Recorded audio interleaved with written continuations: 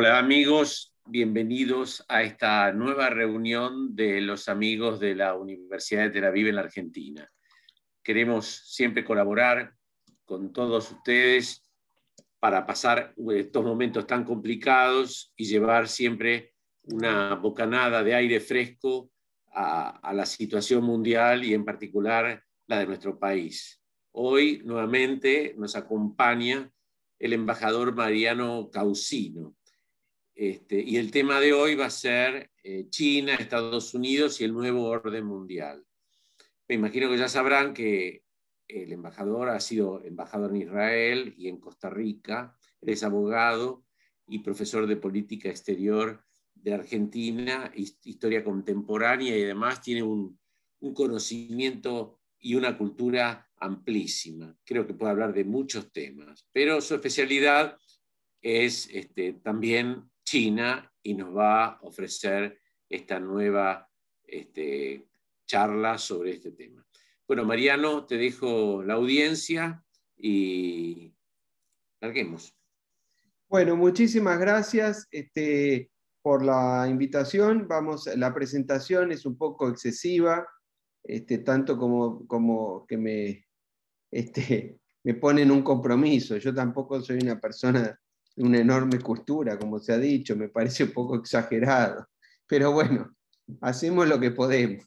No, yo voy a continuar con la presentación que hicimos la semana pasada, para lo cual voy a volver a compartir la pantalla y vamos a reiterar el formato de la reunión anterior, que me parece que salió bastante bien.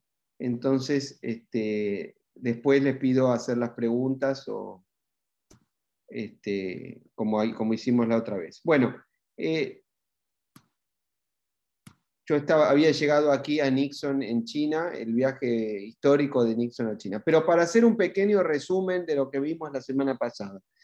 Como habíamos dicho, China es el país, la potencia en ascenso que está llamada a rivalizar con los Estados Unidos por el liderazgo en el siglo XXI, pero es un país que durante el siglo XIX y buena parte del siglo XX había sido una potencia disminuida y su liderazgo así lo había entendido a lo largo del siglo de humillación en el siglo XIX, como consecuencia de lo que los chinos entendieron que fue una serie de situaciones derivadas de las conquistas y la posición de las potencias europeas, y por el hecho de que China no había ingresado a la revolución industrial, había escapado a la era industrial, y eso hizo que el PBI chino se redujera a más o menos el 5% del Producto Bruto Mundial, a pesar de que hasta principios del siglo XIX había sido aproximadamente un 30% del Producto Bruto Mundial. Bueno, esa situación se extendió durante el siglo XX. Además, se produjo la caída de la dinastía Qing, la última de ellas, se produjeron la guerra civil, que fue interrumpida de algún modo por la Segunda Guerra Mundial, en la que China participó junto a los aliados para derrotar al Imperio del Japón. Y después de 1945 esa guerra civil se había reiniciado entre los nacionalistas y los comunistas, hasta que finalmente en 1949 se había establecido la República Popular China, encabezada por Mao. Mao había hecho una serie de políticas económicas muy cuestionadas y muy complejas. Dos políticas muy importantes fueron el Gran Salto Adelante y la llamada Revolución Cultural. Y había tenido una relación inicial de cooperación con la Unión Soviética, pero que se había visto deteriorada poco después de iniciada su temporada en el poder. Había tenido un conflicto con India, que persistió a lo largo del tiempo, que persiste hoy todavía, y esa situación había llevado a que en los años 60, a fines de los 60, hubo un entendimiento simultáneo, diríamos, en el liderazgo chino encabezado por Mao y en el liderazgo norteamericano hacia el final de la presidencia de Johnson, y la llegada de Nixon, sobre la necesidad de que se encontraran un entendimiento entre la Unión Soviética, entre China y los Estados Unidos. Acá vemos el punto fundamental es que a fines de los años 60 había habido un enfrentamiento creciente entre la Unión Soviética y China Popular, que llevó al borde de una guerra de dos potencias nucleares, y al mismo tiempo en Estados Unidos el presidente Johnson estaba agobiado por el desenlace, no el desenlace todavía, pero por el desenvolvimiento de la guerra de Vietnam, que era altamente impopular y que no lograba los apoyos y los objetivos que se habían propuesto. Y en ese año 68 se produjeron además los asesinatos de Martin Luther King y de Bob Kennedy. Eso había generado la situación para la posibilidad de que Richard Nixon volviera a intentar ser presidente de los Estados Unidos después de su intento frustrado en 1960, cuando perdió por muy poco frente al senador Kennedy. Y Nixon había escrito en 1967, en la edición de octubre del 67 en Foreign Affairs, había escrito un artículo que se llama Asia After Vietnam.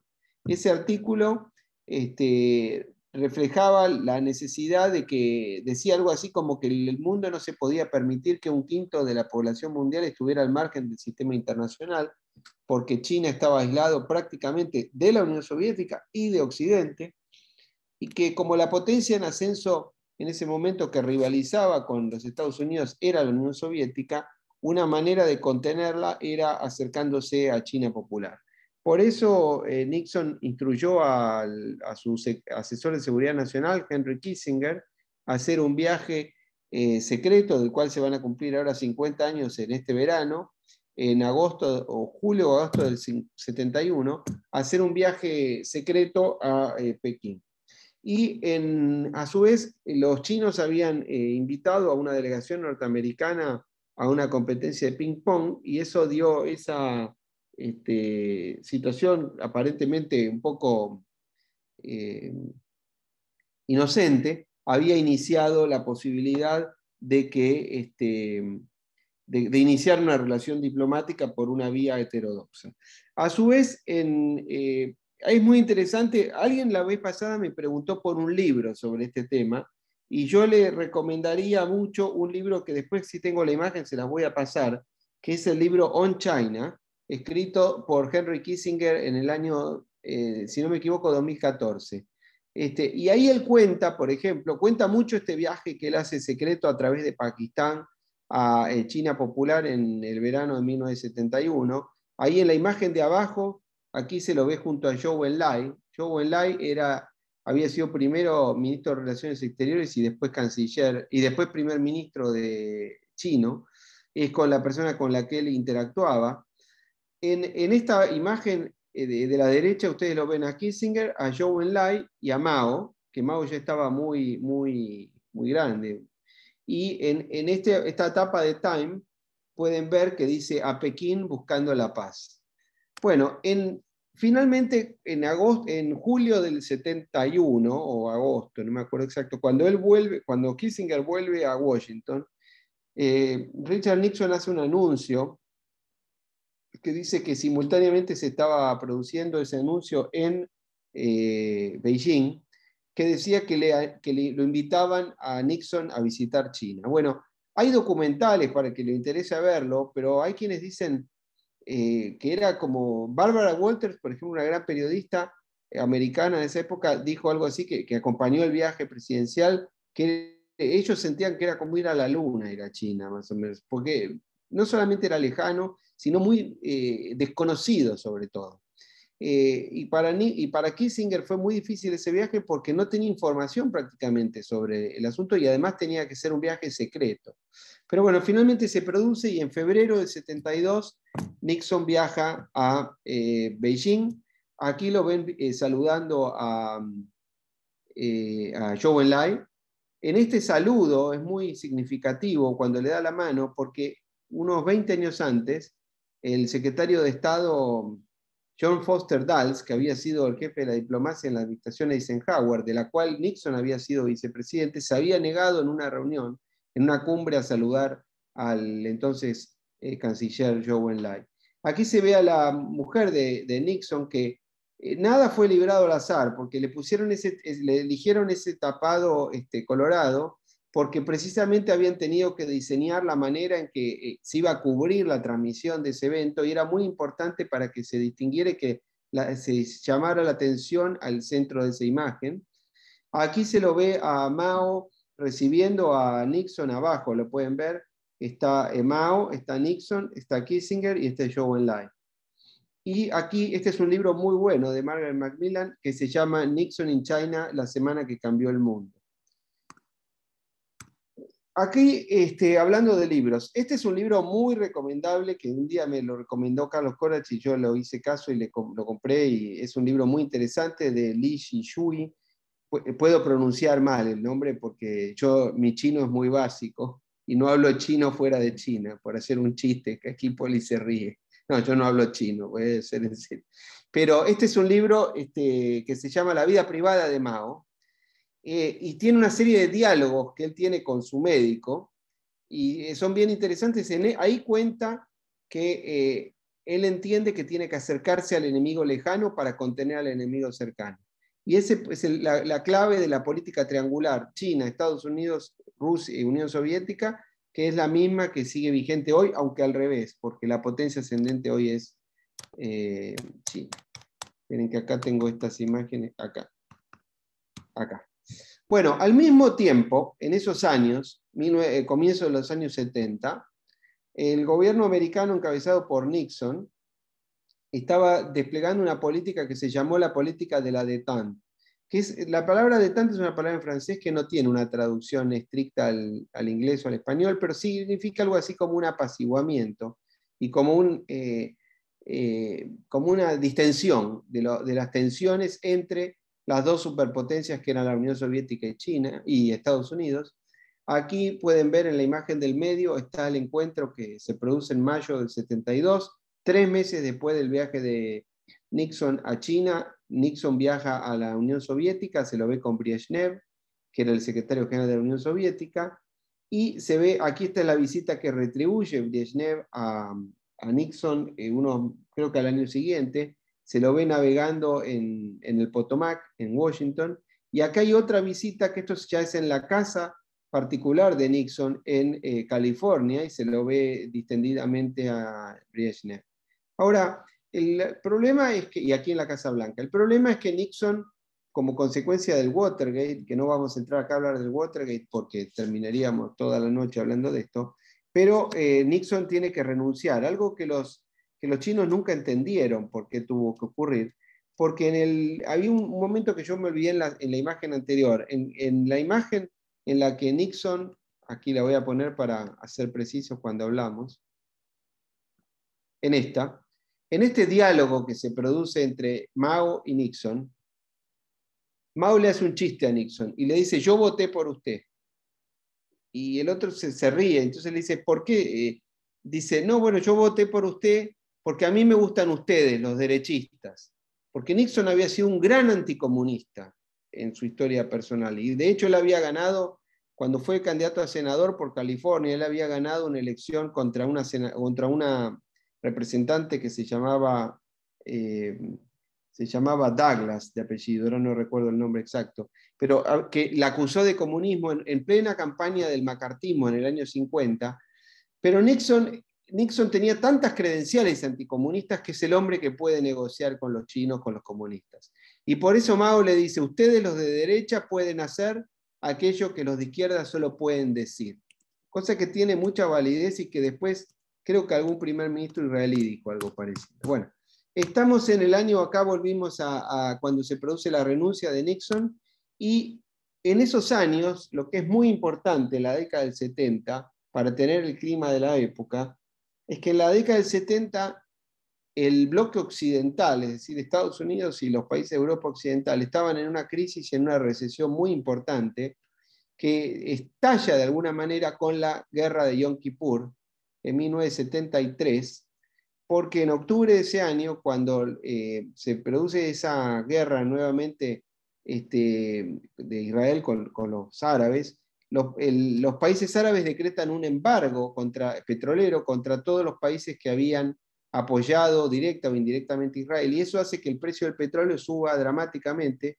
Pueden ver en este gráfico cómo sube fines del 73 sube 4 veces, y fíjense toda la década del 70 cómo sube, porque después hay un nuevo shock petrolero como consecuencia de la revolución iraní con la caída del Shah en febrero del 79. Pero esto, ¿por qué esto es importante? Esto es importante porque con la crisis iraní y la crisis primero del shock de petróleo, después la iraní, los países de Occidente entran en una gran crisis. Esto le ataca fundamentalmente durante el periodo de Gerald Ford y después de Jimmy Carter. Y al mismo tiempo la Unión Soviética estaba en pleno despliegue, porque la Unión Soviética era una potencia exportadora de bienes, de materias primas y especialmente de bienes energéticos, como lo es hoy Rusia. Entonces fueron años muy buenos para los soviéticos. En ese sentido es que los americanos insisten con la política de acercamiento a China para contener a la Unión Soviética. Pero estos episodios de la década del 70 son muy importantes. Acá ven la revolución iraní, cuando el ayatollah Khomeini regresa a Teherán en febrero del 79 y el Shah se exilia. Como consecuencia de eso, esa situación hizo que la Unión Soviética se sintiera fortalecida en cuanto a su capacidad de tener una política exterior expansiva, y a fines de ese año, del 79, el Politburó, que aquí se lo ve que ya estaba muy desgastado y eran figuras ya muy grandes, de mucha edad, se lo ve a Brezhnev, se ve aquí a Andropov. Andropov fue el sucesor de Brezhnev, era jefe de la KGB antes. Aquí se ve a Chernenko, que también va a ser sucesor de Brezhnev.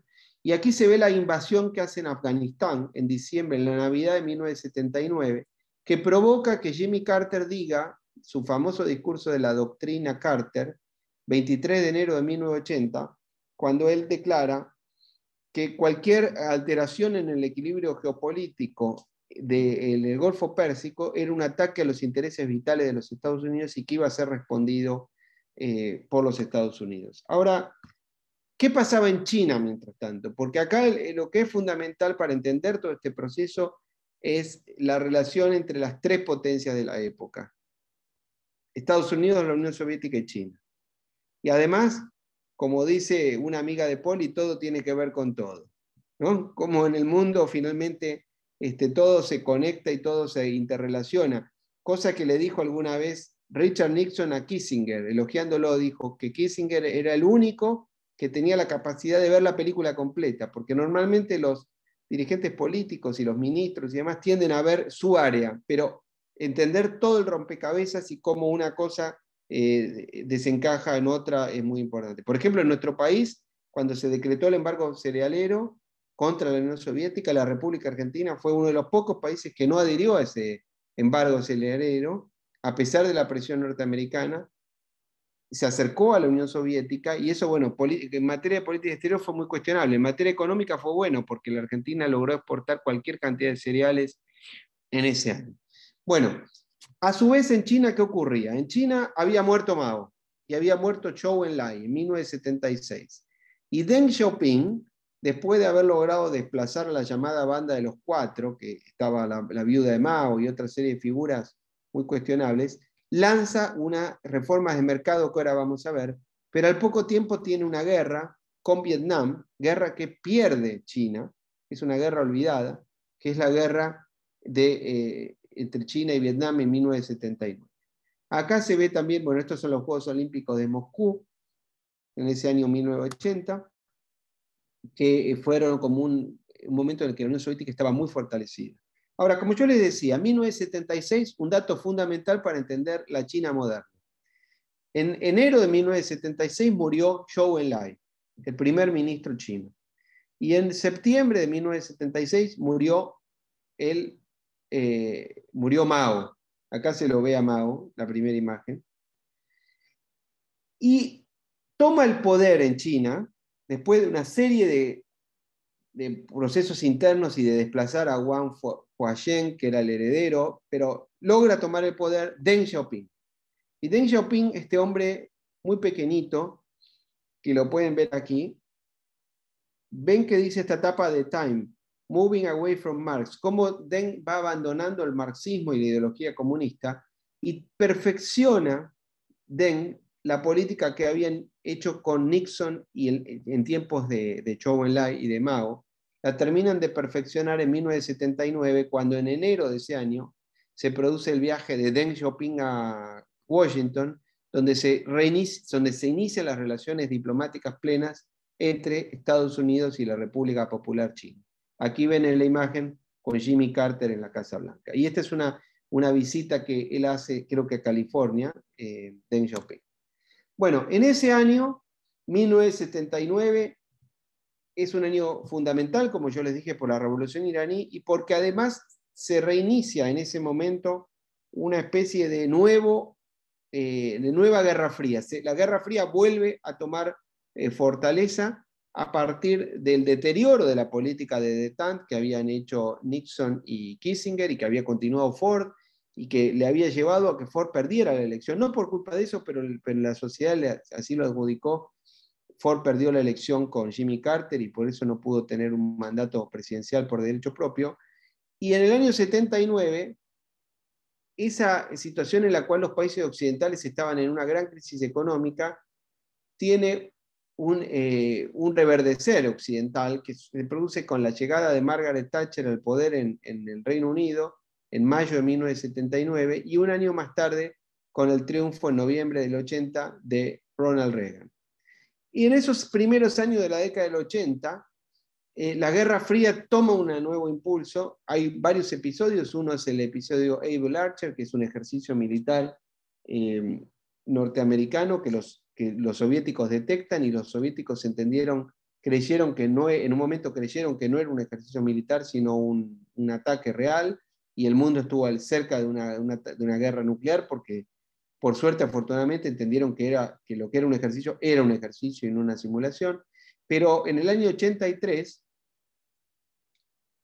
en septiembre del 83, un avión comercial de Korea Airlines, volando desde Estados Unidos hacia Seúl, confunde la ruta y invade sobrevuela el territorio soviético, no lo advierte, en una serie de islas que están en este mapa que se pueden ver. Sale a aguas internacionales, pero vuelve a sobrevolar. Acá se ve en la línea de abajo el vuelo previsto y aquí en la de arriba el vuelo real. Y ese avión es rederribado por los sistemas soviéticos y mueren casi 300 pasajeros, entre ellos un congresista americano, y eso fue un momento muy difícil para la Guerra Fría. En 1980, como les decía, en la Unión Soviética, además, el liderazgo soviético entra en una decadencia total porque era un liderazgo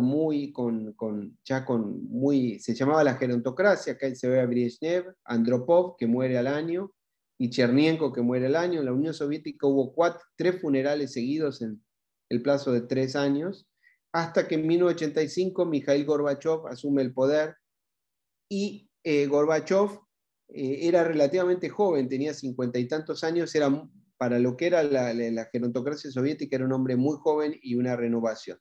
Pero ¿qué es lo fundamental? Y inicia una serie de acuerdos con Reagan. ¿Qué es lo fundamental en esto? Que así como la década del 70 fue muy mala para los países occidentales, la del 80 fue muy mala para la Unión Soviética. ¿Por qué?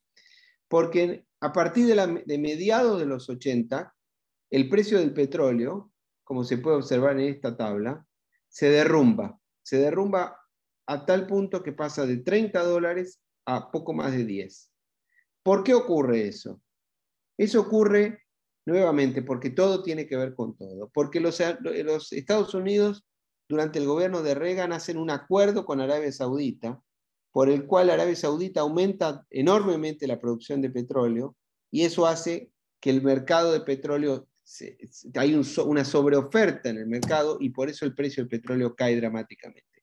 Eso hace que la Unión Soviética entre en un colapso, porque al mismo tiempo que los Estados Unidos aumentaban el gasto de defensa, la Unión Soviética tenía que aumentarlo, y eso provocó el ahogo imperial de la Unión Soviética. En esos años terribles, que aquí yo les pongo algunas imágenes, el Gorbachev intenta hacer una serie de reformas con la perestroika y la glasnost. En esta imagen se lo ve a Gorbachev con Fidel Castro, y a Gorbachev con Honecker, el líder de Alemania Oriental, que no logra convencerlos de que tienen que reformar y no lo hacen. Poco después cae el muro de Berlín y, y Cuba sobrevive, pero con el régimen cubano sobrevive, pero con unas dificultades muy grandes del periodo especial en la década del 90. Ahora, en ese año 89, que es un año clave, así como un año clave fue el 79, un año clave es el 89, en el que se derrumban los regímenes comunistas de Europa Oriental, en China, a su vez, se produce un episodio histórico relevante, que es la desgracia de Tiananmen, que en realidad no solamente ocurrió en la plaza de Tiananmen, sino en prácticamente todas las ciudades grandes del país.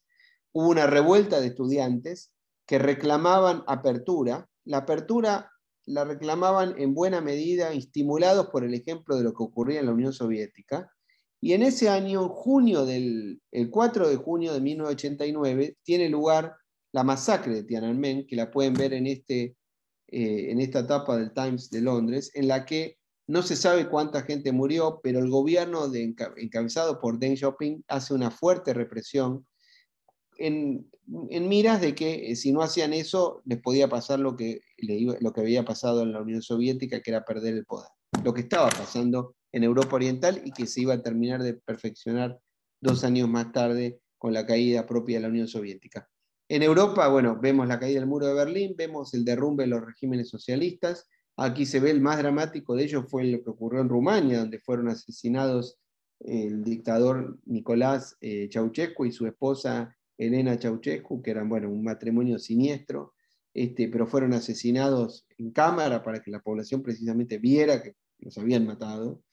Y al año siguiente se produce la guerra de Irak, la primera guerra de Irak, que no voy a entrar en eso porque si no también hablamos toda la tarde de eso. Pero, ¿qué es lo muy, muy relevante para China? El liderazgo chino. El liderazgo chino tomó lecciones muy importantes del fin de la Unión Soviética. Lecciones soviéticas para los chinos. Ellos vieron cómo en 1991 la Unión Soviética, que era un imperio de 15 repúblicas, Rusia, la actual Federación Rusa, más todas las repúblicas de Asia Central, más las del Cáucaso, más las del Báltico, más Ucrania, se desintegraron. Y como Yeltsin durante los años 90, el sucesor de Gorbachev, cómo Gorbachev había perdido el poder porque se había desintegrado el imperio soviético, y cómo Yeltsin, como líder de la República, de la Federación Rusa, fue el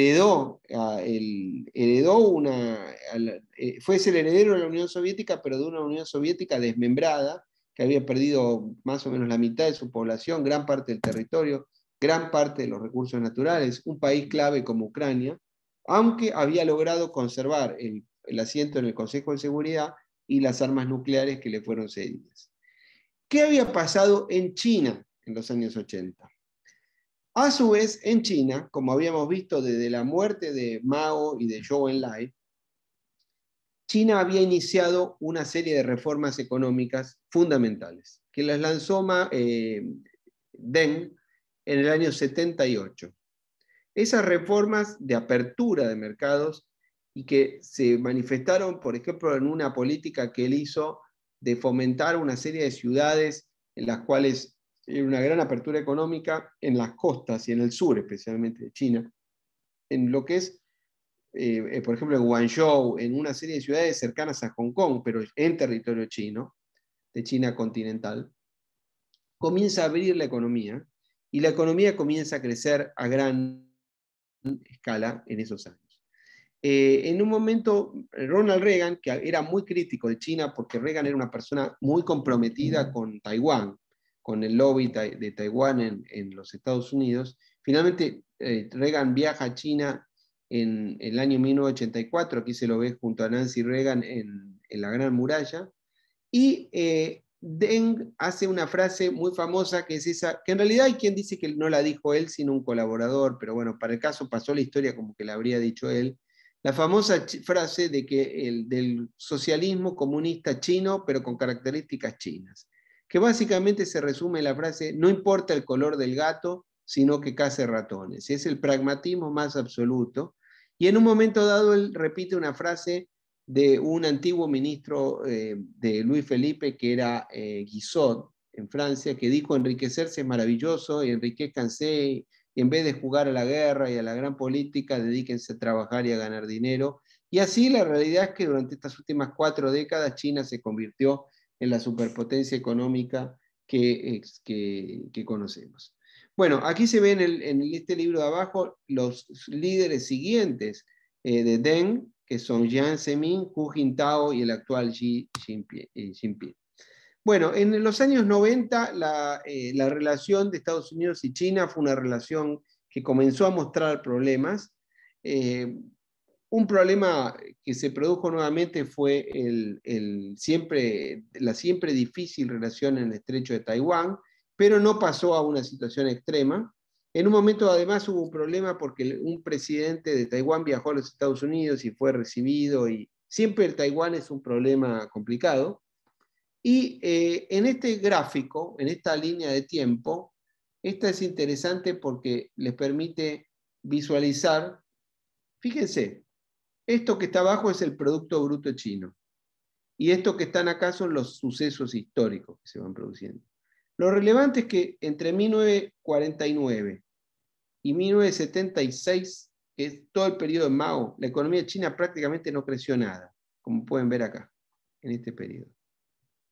Y a partir de las reformas que introduce Deng Xiaoping a fines de los 70, la economía china comienza a crecer, se ve aquí, sigue creciendo en los años 90, pero a partir del año 2001, cuando China logra ingresar a la Organización Mundial de Comercio, fíjense el crecimiento gigantesco que tiene a partir de estas últimas 2 décadas. ¿Qué pasa en el 2001? Bueno, en el 2001 es otro año clave de la historia reciente.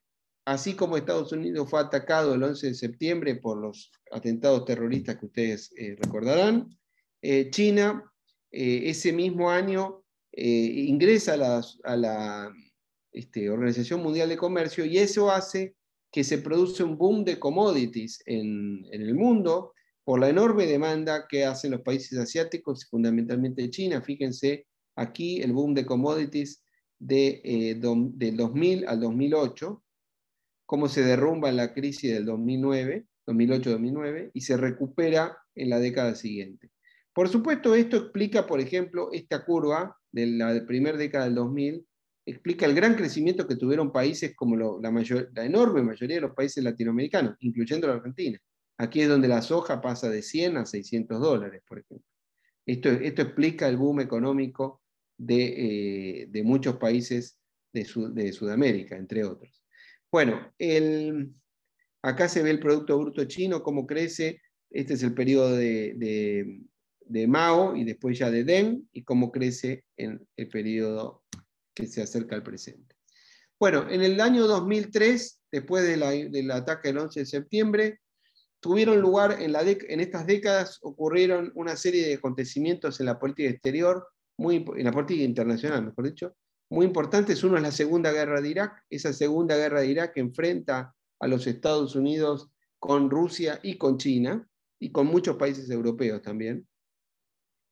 Y después se producen las revoluciones de colores en el Europa Oriental, que vuelven a enfrentar a Estados Unidos con Rusia, y que China se va acomodando a la política más parecida a la rusa, y la primavera árabe, donde sucede algo similar en el año 2011.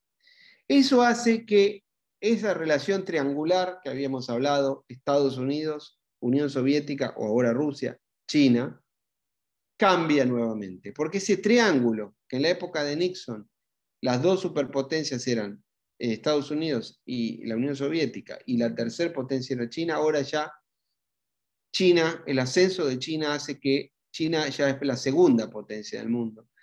Y que, a diferencia del periodo anterior, en lugar de hacer un acercamiento a Estados Unidos, en este caso con Rusia, para contener el ascenso de China, la mala relación de Estados Unidos y de Occidente en general con Rusia, en especial, por ejemplo, por la crisis ucraniana y por otras situaciones, hace que China y Rusia se acerquen cada vez más, porque en el año 2010, cuando China logra convertirse en la segunda economía del mundo,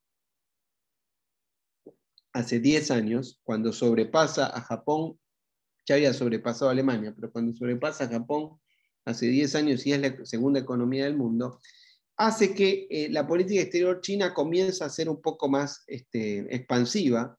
Se forma la alianza de BRICS con Rusia, con Brasil, con Sudáfrica y con la India. Y al mismo tiempo, ya un nuevo gobierno norteamericano en manos de Obama a partir de 2009, Obama, entendiendo que las guerras de Afganistán y de Irak habían salido muy mal para los Estados Unidos y que los intereses estratégicos de Estados Unidos cada vez estaban menos en Medio Oriente y más en el Asia-Pacífico, como consecuencia en gran medida también de que Estados Unidos había logrado el autoabastecimiento energético, hace una política que es la política del pivot al Asia, que la declara tempranamente, plantea una nueva política para Medio Oriente en un famoso discurso que él da en la Universidad del Cairo en el 2009. Y aquí hay un artículo muy interesante que hace Hillary Clinton, que era secretario de Estado, que se llama America's Pacific Century. ¿Qué significa esto? Es muy importante. Significa el siglo americano en el Pacífico. ¿Por qué? Porque así como hay un traslado del centro de poder del Atlántico hacia el Pacífico, lo que no se puede olvidar es que en el Pacífico se encuentran los intereses estratégicos de las dos superpotencias de la época, que son Estados Unidos y China. China y Estados Unidos. Estados Unidos también es una potencia del Pacífico. Contrariamente a lo que uno tiende a pensar de que Estados Unidos es una potencia del Atlántico solamente, Estados Unidos también es una potencia del Pacífico. Pero Obama le dijo a Xi Jinping en unas reuniones que tuvieron, le dijeron, el Pacífico es suficientemente grande para los dos.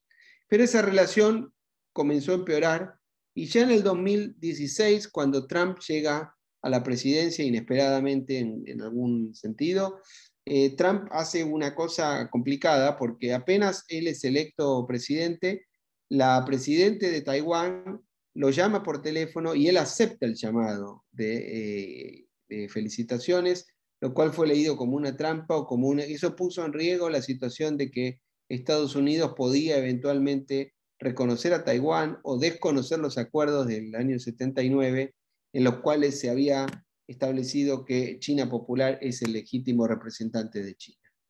En el 2017, el presidente chino Xi Jinping, secretario general del Partido Comunista Chino, hace un discurso muy importante en Davos en enero del 2017, en el cual hace una adhesión a la economía de mercado, lo cual es paradójico, porque al mismo tiempo que había ganado un presidente con un discurso proteccionista en los Estados Unidos, China hacía un discurso de libertad de mercado, lo cual es verdaderamente paradójico que en el mundo actual el líder del Partido Comunista Chino tenga un discurso supuestamente de defensa del libre mercado y el presidente surgido del Partido Republicano tenía una postura proteccionista. Pero bueno, así fue, la política está hecha de paradojas.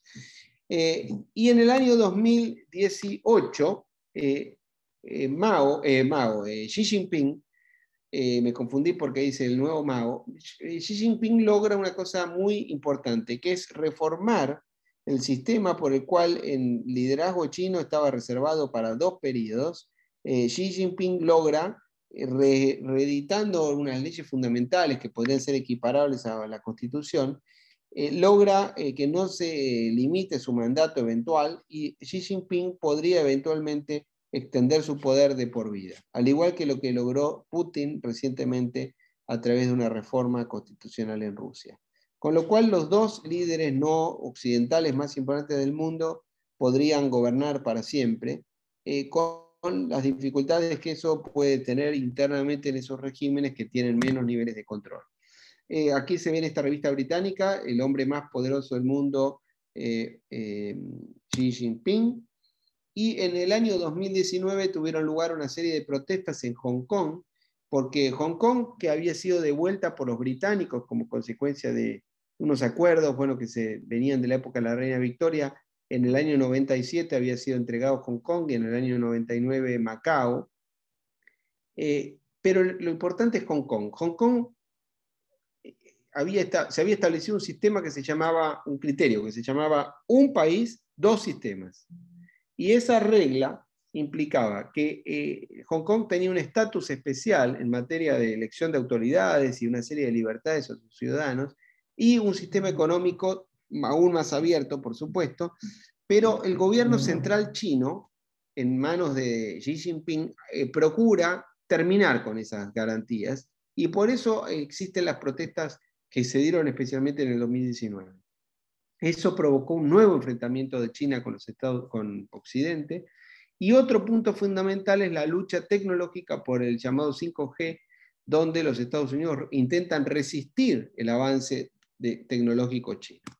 En esa circunstancia adquiere cada vez más importancia el conflicto que hay en el Mar del Sur de la China, que probablemente sea el lugar más conflictivo del mundo actual y del futuro, porque es donde tienen lugar los intereses estratégicos de China, y todos los países del sudeste asiático que por regla general tienen una muy mala relación con China, y que son aliados en buena medida de los Estados Unidos, porque China tiene que consolidar su rol hegemónico en Asia para convertirse en una superpotencia global. ¿Qué es lo que tiene que lograr China? China tiene que lograr convertir el Mar del Sur de la China en el equivalente a lo que fue el Caribe para los Estados Unidos hace 100 o 150 años. Aquí se lo ve, ustedes pueden observar a Theodore Roosevelt, al primer Roosevelt, presidente entre 1901 y 1909, con el Big Stick, y con la política de que termina de consolidar el poder de los Estados Unidos en el hemisferio americano.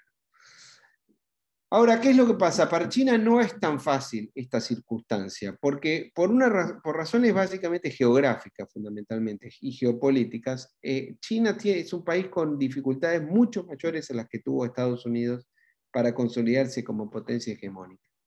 Fíjense que en el Mar del Sur de la China y en el Pacífico hay cualquier cantidad de bases militares norteamericanas, en Japón, en la isla de Guam, en Filipinas, en Tailandia, en Australia. En los territorios del Índico, con Diego García, por ejemplo, hay una serie de presencia, Hawái, hay una presencia militar enorme norteamericana en el Asia-Pacífico.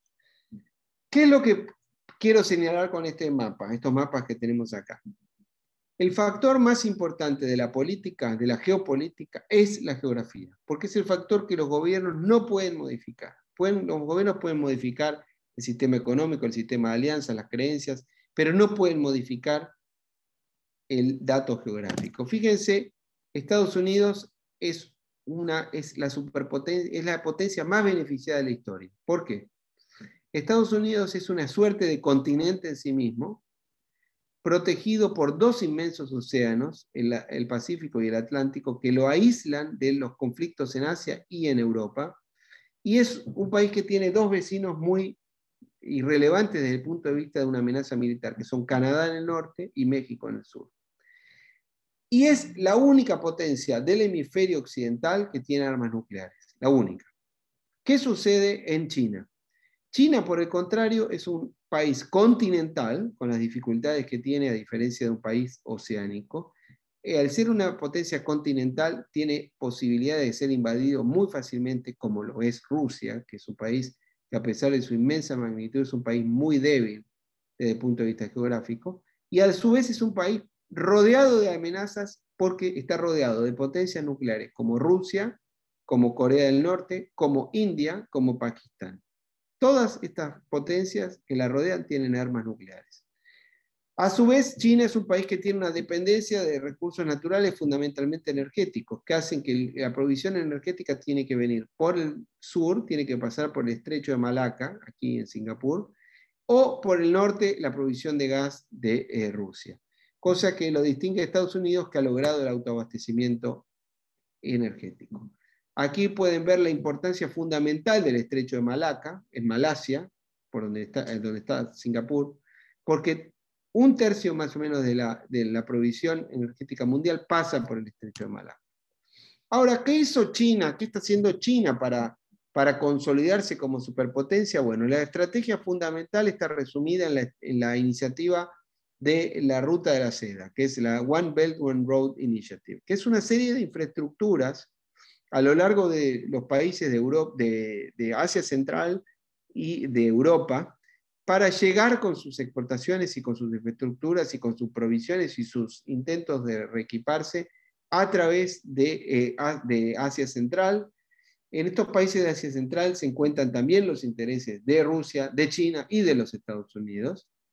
Y son países que tienen una política exterior muy pragmática y muy tratando de entender la mejor relación con todos. Ahora, desde el punto de vista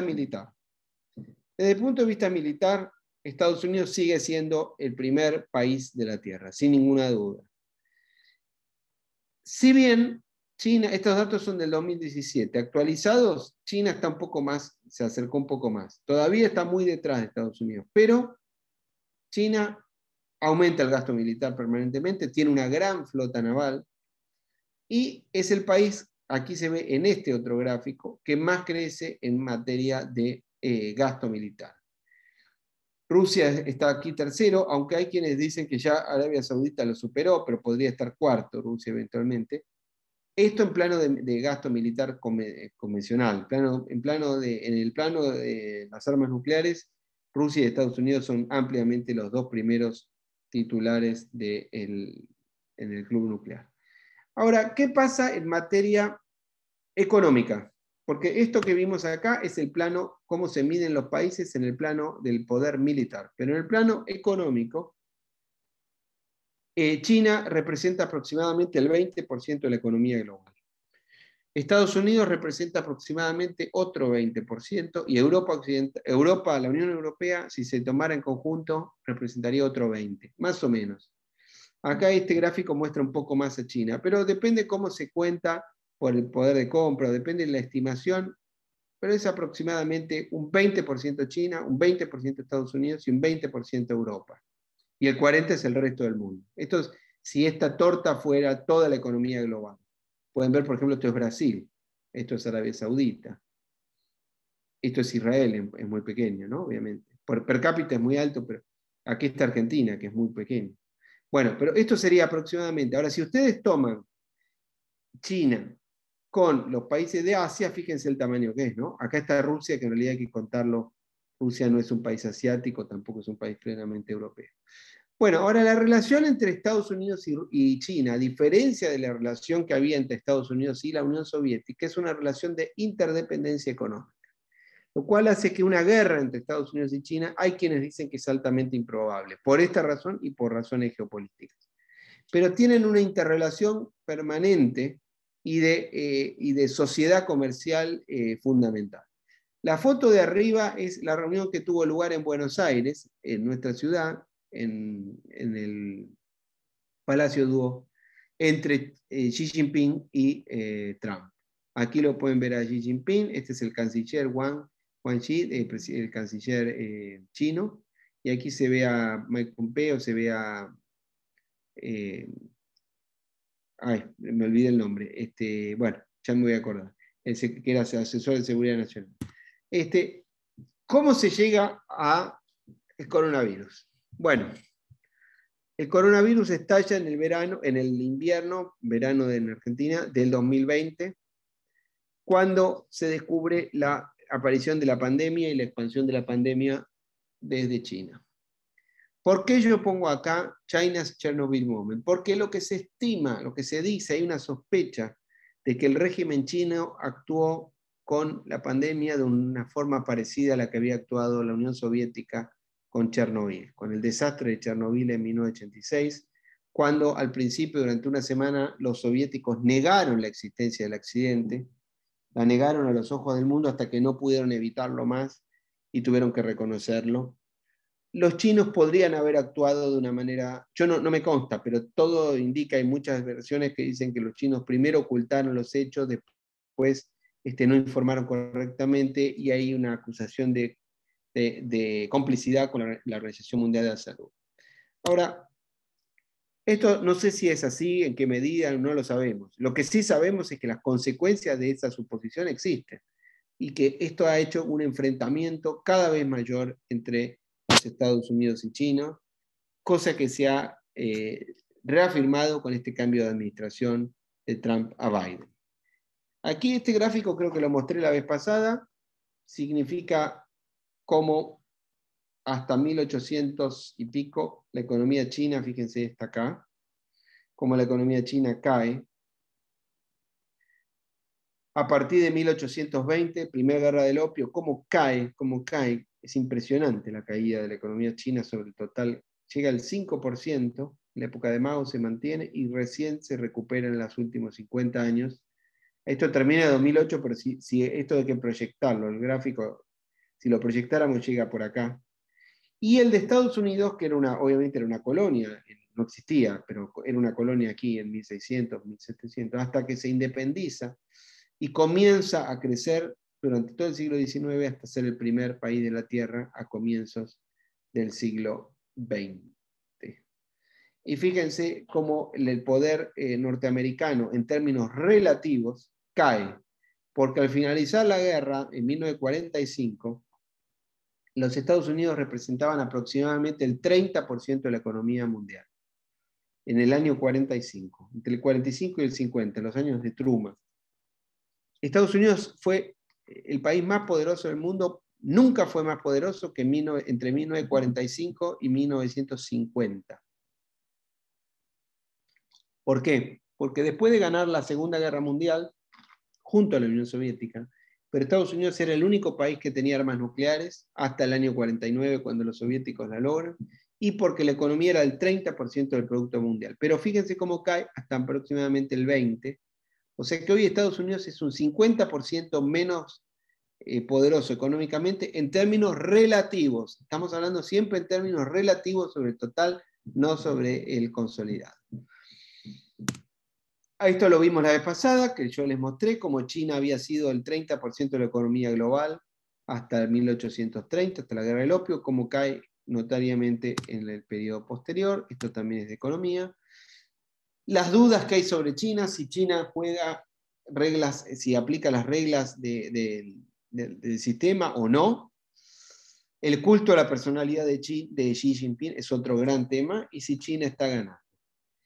Voy a tratar de terminar para no aburrir tanto y que haya algún lugar para preguntas. Estados Unidos y China, que es el título de esta charla que me pidió Paul. ¿Cuál es la percepción? Esto es un trabajo que hizo al que le gustan los libros estos. Recomiendo este libro extraordinario de Graham Allison, un gran profesor norteamericano. Se llama Destined for War. Can American China Escape Thucydides Trap? ¿Qué significa esto? La trampa de Tucídides. Tucídides está considerado uno de los primeros historiadores de la historia del mundo. Él escribió la guerra del Peloponeso. La guerra entre Atenas y Esparta. ¿Cuál es la tesis de ese libro? Ese libro sostiene, es una tesis muy antigua, sostiene que cuando una potencia establecida es desafiada por una potencia emergente, hay guerra. En la mayoría de los casos. ¿Qué es lo que ocurrió entre Atenas y Esparta? En ese momento eran las dos potencias más importantes del mundo. Él estudia, Graham Allison, tomando la llamada trampa de Tucídides, estudia una serie de casos, algo así como 15, a lo largo de la historia, en los cuales el imperio, la potencia establecida es desafiada por la potencia ascendente, y él descubre que más o menos en una relación de 2 a 3 hay guerra, y que en 1 de 3 no hay guerra, por una serie de razones. Pero, por ejemplo, una potencia establecida era el Imperio Británico, y en el siglo XIX, la unificación alemana, Alemania pasó a ser la potencia ascendente en el siglo XIX. La unificación alemana, el poder alemán, la eficacia alemana, es tan extraordinaria que bueno, por un lado es bueno para Alemania, pero por otro lado provocó 2 guerras mundiales Alemania. Provocó la Primera Guerra Mundial y la Segunda Guerra Mundial, con características ya extremas que todos conocemos. Pero, por ejemplo, los Estados Unidos fueron la potencia ascendente en el siglo XX, y sin embargo no hubo guerra entre Estados Unidos y el Imperio Británico. Hubo una relación de cooperación, con problemas, pero de cooperación. Lo que él estudia es si va a haber guerra o no entre China y Estados Unidos. Es una pregunta abierta. Por eso dice el libro, se llama Destined for War, dice, ¿destinados a la guerra? ¿Pueden Estados Unidos y China escapar, huir, evitar la trampa de Tucídides? Es la pregunta del siglo XXI, Es la pregunta de esta charla, y es el debate de la política internacional. En cualquier lugar del mundo se habla de esto. Quiero terminar con esto que pone el profesor Allison. ¿Qué diferencias hay entre Estados Unidos y China? Bueno, esto es un tema muy cultural. La percepción que tienen esas dos potencias. Estados Unidos se considera ser la número uno. China considera no ser el número uno, sino el centro del universo. La palabra China, no olvidemos, China significa centro del mundo. Por eso China, ustedes vieron que ellos dicen, son el imperio del medio, porque ellos no se consideran ni arriba ni abajo, simplemente el medio, prácticamente es una cultura que desconoce lo ajeno. Por eso esa muralla, porque la muralla hoy no es significativa, pero en su momento es una obra colosal que tardaron 1000 años en hacerla, que los aislaba, los protegía, pero también los aislaba. ¿Cuál es el núcleo de valor fundamental? En Estados Unidos y en Occidente en general, la libertad. En China, el orden. ¿Cómo vemos nosotros los occidentales, pero sobre todo los anglosajones? ¿Cómo ven los americanos el gobierno? Como un mal necesario. ¿Cómo ven los chinos? Como un bien necesario.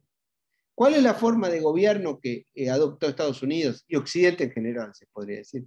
La República Democrática. ¿Cuál es la forma china? El autoritarismo, la autocracia responsable, no responsable, competitiva significa esto. ¿Cuál es la ejemplaridad, el ejemplo que quiere dar? Estados Unidos quiere tener un rol misional en el mundo. ¿Cuál es el ejemplo que quiere dar China? China simplemente se considera inimitable. ¿Cómo ve Occidente al extranjero? Los incluye. Cosa que Estados Unidos es así, y por ejemplo Argentina también, países que se han construido con inmigrantes.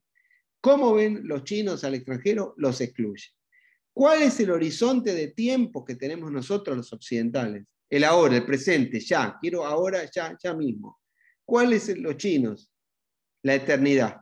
Una anécdota a pie de página. Cuando Nixon negociaba en París, en la guerra de Vietnam, los acuerdos de paz con los vietnamitas, los norvietnamitas, hay una anécdota que él cuenta, porque los asiáticos, ¿no? El horizonte de tiempo. Él cuenta que iba por 2-3 días, negociaba, y los norvietnamitas habían alquilado una enorme casa en París y decían, bueno, estaremos varios meses negociando. Entonces le ganaban por el tiempo, porque el tiempo para ellos era eterno. ¿Cómo vemos nosotros el cambio? Como una innovación. ¿Cómo lo ven ellos? Como una restauración y una evolución. ¿Cómo ven ellos, cómo ve el Occidente la política internacional? Como la búsqueda de un orden internacional, mientras ellos lo ven como una búsqueda de una jerarquía armónica. Este es el fin de la presentación. Espero no haber aburrido demasiado. Y si hay preguntas, intentaré responderlas. Hablé mucho, 1 hora, un horror. Realmente, yo no soy la que te voy a hacer preguntas. No sé si alguien quiere hacerte preguntas, pero te puedo decir que a mí me instruís muchísimo y te voy a pedir que vuelvas tenemos que pensar en qué podés hablar, pero realmente en esta época tan difícil, entre el corona, entre las guerras, entre las desavenencias, en esta época tenemos que aprovechar para aprender, para estudiar, para acercarnos unos a los otros. Acá hay una persona llamada Mariana Cerrone que quiere preguntarte algo. Señor Cerrone. No, Alberto va a hacer algunas preguntas. Alberto. Sí, bueno, voy a hacer una sola pregunta porque en realidad me resulta cercano. Yo en el año 91 manejaba una empresa manufacturera en la Argentina y fuimos a China a ver si podíamos transformar en la época de Menem se cerraron todas las manufacturas, se empezó a importar todo. Entonces fuimos a China a poner una planta y ahí hablamos con la gente del gobierno y nos ofrecían un montón de cosas, capital, espacio, pero eso sí, ellos tenían que elegir al personal y poner una persona del partido para elegir el personal, y te daban por un tiempo limitado ese beneficio y esas cosas, y después se quedaba el Estado. O sea que no había participación extranjera, inversores extranjeros, pero era relativo. era muy atractivo, realmente no lo hicimos, pero hubiese sido una cosa muy interesante. ¿Qué pasa ahora, por ejemplo? Hay gente que viene de afuera y es dueño de los bienes, bien dueño, porque nosotros no éramos dueños, nos alquilaban las cosas, nos daban por un tiempo. Ahora la gente viene de afuera y puede invertir en China, en una planta, y es de ellos. ¿Cómo funciona la cosa ahora? Bueno, no soy un experto en ese tema, pero entiendo que depende de la escala de la industria, ¿no? En China lo que hay es una suerte de capitalismo de Estado, es decir, en Rusia Eso también. es. Sí. Es decir, nada es enteramente privado, nada es enteramente público. Las empresas, cuanto más grandes son, tienen un control estatal, indudablemente, pero el margen de rentabilidad evidentemente es gigantesco, que hace que aún así sea negocio a pesar de las debilidades de seguridad jurídica que uno esperaría en un país occidental. No conozco exactamente ese tema porque yo me he dedicado a estudiar más la cuestión geopolítica, pero lo que sí le puedo decir es que ese concepto de capitalismo de Estado es de alguna manera, su experiencia, Alberto, me parece que refleja eso. La idea Sí. de que es una actividad que está, no sé si controlada, pero sí supervisada, que siempre hay un comisario político, que el Estado está presente. Sí, sí. Pero al mismo tiempo también rigen categorías de capitalismo pleno. Por ejemplo, en China, las veces que yo he ido, sobre todo las primeras veces que yo he ido, una cosa que siempre me impactó de Shanghái y de Beijing es que no había horarios, por ejemplo, que era la idea de que en los fines de semana es como que no sé, al menos yo percibía eso, que no lo sentía como un compartimento estanco, como uno puede pensar en nuestros países, ¿no? Porque trabajaban todo el tiempo, no sé, como que no había una cosa de que a una hora se cierra, a una hora se abre, una especie de trabajo permanente a toda hora, en todos los días. Este, o sea, y reglas de capitalismo pleno. En cierto sentido, por ejemplo, usted va al mercado, ustedes habrán ido al mercado, al Silk Market en China, en Beijing, todos esos mercados son iguales a los de Medio Oriente. Todo se regatea, todo se negocia. Bueno, Sí. el capitalismo puro, pleno. Esto es lo que. Pero el tema se podría estudiar más, ese tema que usted dice, pero creo que es así. Me parece que Y había alguna. el beneficio de la gente, porque un país crece. ¿Cómo se trasladó a la gente? Yo recuerdo que cuando fui, la gente hacía filas en las fábricas para pedir trabajo. Había gente esperando afuera a ver si había trabajo. La gente vivía en la fábrica, comía, en la fábrica había tazoncitos de arroz, una cosa espantosa. Pero sé que eso fue mejorando y globalmente, o sea que hubo beneficios para todo el mundo de alguna manera.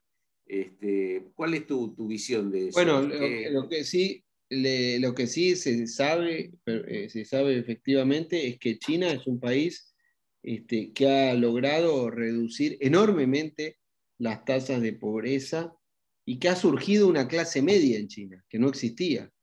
China en el periodo de Mao era un país semifeudal, prácticamente feudal. Y en China hoy hay una clase media, en las grandes ciudades hay una clase media que de pronto si usted la compara con la que hay en los Estados Unidos, obviamente tiene un nivel de vida inferior, el problema es que los países deben ser comparados contra sí mismos, no contra otros. Claro. Lo mismo con menos éxito, por supuesto que mucho menos éxito y con una dependencia mayor de los recursos naturales, pero en Rusia también ha habido un surgimiento económico.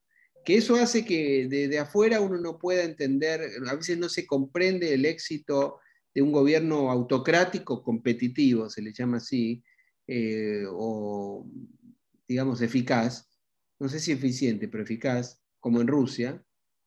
Pero bueno, si lo compara con el periodo anterior, si usted se va 30 años atrás, estaban viviendo en la Unión Soviética, 50 años, 70 años atrás, estaban en las hambrunas y en el gulag de Stalin. Y antes la revolución y antes el feudalismo de los zares. Entonces, si usted mira la situación en China Bueno, en China no hay libertad plena como hay en Occidente, por supuesto que no la hay, desde luego que no la hay. Pero si usted se retrotrae, cae en la revolución cultural, donde murieron millones de personas. Si se va más atrás, es la guerra civil. Si se va más atrás, el periodo de que las potencias extranjeras dominaban el país. Si se va más atrás, estamos en el feudalismo del periodo anterior a la República. Entonces, esas cosas hay que, no digo que hay que justificarlas, pero hay que conocerlas, hay que entenderlas, y que por eso tantas veces los liderazgos occidentales creo que caen a veces en errores, tantas veces caen en errores de pretender aplicar las categorías nuestras a otras realidades, ¿no? También en Medio Oriente, ni hablemos de lo que pasó en la primavera, pero no quiero entrar ahí porque Sí, me no, voy por las ramas. Bueno, hay un par de preguntas ahí que alguien Sí. quiere preguntar, me parece. No Con sé. gusto. A ver si las podemos contestar. ¿Había alguien que quería preguntar algo? Bueno, parece que sí. Parece ahí que está. ya no. Sí, aquí hay uno, Alex Daciano. Y Alberto Alex, Kramer. Y Kramer también. Mariano Cerrone. Si quieren, pregunten todo, yo anoto y contesto todo al final. Bueno, dale. Sí, ¿hablo yo? Sí, dale, Alex. ¿Qué tal? ¿Cómo va? Excelente la exposición, Mariano. Gracias. Brillante. Todo tiene que ver con todo. En un momento determinado vos hablás del boom de los commodities de los 2000, que en rigor, yo tengo formación en economía y finanzas, en rigor se dio por la crisis .com y después la crisis subprime, que promovió facilidades cuantitativas, o sea, emisión de dólares, lo que hizo que para la misma cantidad de soja o de commodities haya mucha más cantidad de dólares y por eso se produjo la suba. ¿Cómo se concatena con esto? Y ahí viene la segunda pregunta, que es la que más me preocupa con el tema de la guerra. Como todos sabemos, el dólar no es una moneda estatal, sino de un consorcio privado, privado mixto, perdón, privado. ¿Cómo resultaría esto digerible o digestivo para el sistema chino, que controla absolutamente todo, que la unidad de cambio internacional siga siendo el dólar americano, cuando China significa el centro del universo? Con qué, a ver, ese consorcio, estamos en la Universidad de Tel Aviv, yo soy por parte materna Clayman Rothschild, así que, pero ¿cómo van a agarrar y soportar los chinos que un consorcio de 4 o 5 bancos con parientes míos dominen la unidad de cambio que finalmente está en el mundo? Entonces, y la tercera pregunta que subyace es que comparto absolutamente contigo el tema de la guerra. Ahora, cuando hablamos de guerra, le hablamos exclusivamente de guerra en carácter bélico de misiles, o ya estamos en una guerra. Muchísimas gracias. Ok, lo anoto y contesto después. Sí. ¿La otra pregunta? Hagamos una pregunta más Nada más. Si no se va a complicar demasiado, se va a ir demasiado lejos. A mí me gustaría Bueno, ¿quién saber. elegimos? A ver. Raúl Friedman ya tiene el micrófono. Sí, Raúl también. Yo escribí la pregunta en el chat y es si existe alguna estimación de la efectividad real de las respectivas fuerzas militares, tanto de Estados Unidos como de China y Rusia, en caso de un eventual conflicto armado, porque creo que, por ejemplo, cuando se han enfrentado los armamentos de origen norteamericano y ruso o soviético en el Medio Oriente, en particular conflictos de Israel, se ha notado que en el mundo real un avión no es igual al otro, digamos, más allá del entrenamiento de los pilotos y demás. Y si existe alguna estimación, más allá de que China tenga un ejército gigantesco, ¿cómo sería un real conflicto militar?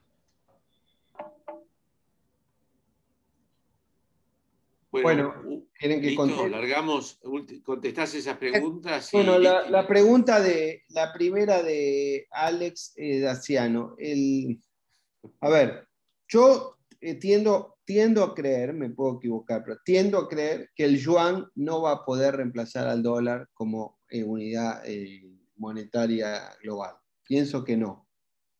Me puedo equivocar, porque no soy ni economista y uno se equivoca. Tiendo a pensar que no, porque yo pienso que China tiene otra dificultad muy seria, además de las geopolíticas que hemos visto, que es el hecho de que China, es decir, el capitalismo, ante todo es un sistema jurídico, es un sistema filosófico, pero además es un sistema jurídico que está sustentado en el Estado de Derecho, que usted tiene un billete de $100 que se lo van a pagar, que digamos, eso no existe en un país como China. Si cualquiera de nosotros nos dijeran esta noche que nos tienen que pagar $100 o 100 euros, los querríamos ver depositados en un banco americano o en un banco, aunque sea en España, no sé, pero nunca en Beijing, esta es la verdad, y si nos lo dieran en Beijing iríamos a sacarlo. Y es más, hasta si lo pusieran en Hong Kong también tendríamos miedo porque Hong Kong ahora está bajo dominio de los chinos. Quizás es mejor que en un banco argentino, pero más allá de eso, que querríamos que no esté en moneda china porque tendemos a creer que en el sistema jurídico que hay detrás de ese pagaré, que finalmente es un billete, es más débil y que no rigen las categorías esas. Pero no, le vuelvo a decir, no soy economista y tiendo a pensar que el yuan no va a convertirse en una moneda del poder que tiene el dólar o que eventualmente tiene el euro. La pregunta después de Asiana me preguntó por la guerra. Todos los análisis tienden a pensar que no va a haber una guerra entre China y Estados Unidos, que es altamente improbable que la haya. Por una serie de razones, por la interdependencia económica, porque en general los países cuando tienen ese grado de poder y las potencias nucleares, las armas nucleares generan una disuasión nuclear al mismo tiempo. Entonces, es altamente probable que no haya una guerra. Pero también es cierto que la historia está llena de ejemplos de que hay errores de cálculo. Nunca, si cualquier dirigente en julio de 1914 hubiera sabido cómo terminaba la guerra que se estaba iniciando, no hubieran hecho nada. Pero la Primera Guerra Mundial existió por una serie de sucesos que se concatenaron uno con otro y terminó en una guerra terrorífica, la más grande hasta entonces, y que en realidad la Segunda Guerra Mundial es la continuación de la Primera. Entonces, esa desgracia, ¿quién la hubiera podido imaginar? La pregunta que me hace Raúl Friedman sobre el armamento, entiendo que me hizo una consulta. Bueno, a ver, no soy un experto en tema militar, pero lo que podría responder es lo siguiente. Estados Unidos, ¿cuál es el problema que tiene Estados Unidos? Estados Unidos tiene el ejército, las fuerzas armadas más importantes del mundo, pero es un país que en las últimas 2 décadas, las 2 guerras en las que intervino salieron mal. Y entonces no tiene capacidad política, en realidad, de ejercer ese liderazgo, porque y antes está el trauma de Vietnam también. Entonces, ¿qué es lo que pasa? Es una superpotencia que al mismo tiempo no puede hacer nada. Los rusos, por el contrario, el gobierno de Putin, logró demostrar una capacidad muy importante en Siria. En Medio Oriente los rusos lograron recuperar un rol regional importantísimo. Nos guste o no nos guste. Yo sé, hay gente que cuestiona el liderazgo ruso, pero la realidad es que hicieron una operación concreta, lograron mantener a Bashar al-Assad y se retiraron enseguida. Entonces, desde ese punto de vista, lograron sus objetivos. Más allá de lo que uno puede opinar sobre el régimen de Bashar al-Assad, ¿no? Que en general uno podría tener una opinión muy mala. Probablemente, quizá también uno podría sospechar que la caída de Bashar al-Assad quizá hubiera sido aún peor todavía que su permanencia, pero no lo sabremos nunca porque es un hecho contrafáctico, pero a juzgar por lo que pasó en Libia, por ejemplo, bueno, y en Irak.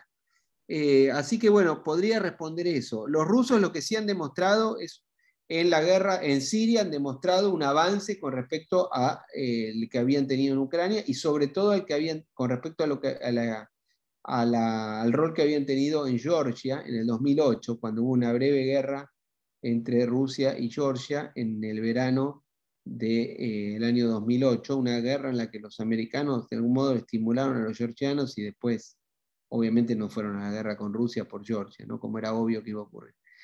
Creo que hay alguna más, yo puedo responder si me hacen Dante, Tadei y Kramer. Kramer, pobre, está pidiendo hace rato, denle la palabra a Kramer.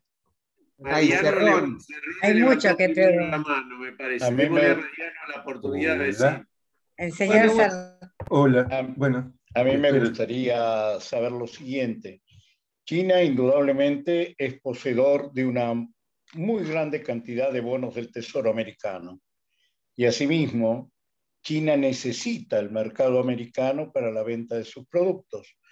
O sea, ¿no es eso una posibilidad de una igualdad, de que nunca van a ir a una confrontación?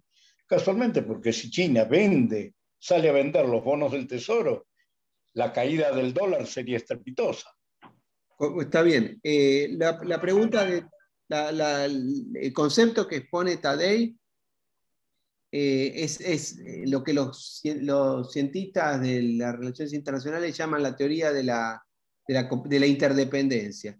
Esa teoría hace pensar que dos potencias que tienen una interrelación económica beneficiosa para ambos van a restringir sus posibilidades en un enfrentamiento. Es altamente probable que así sea, todo indica que va a ser así.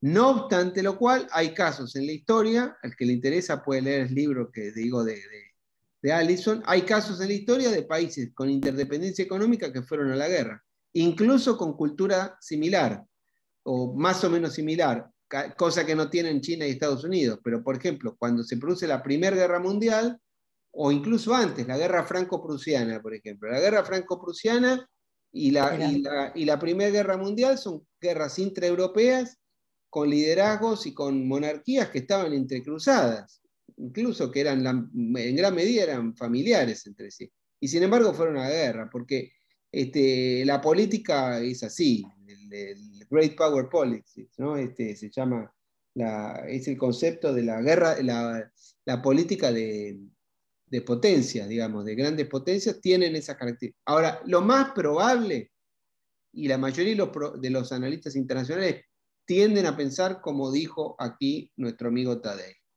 Pero dejan siempre la puerta abierta porque puede ocurrir otra cosa.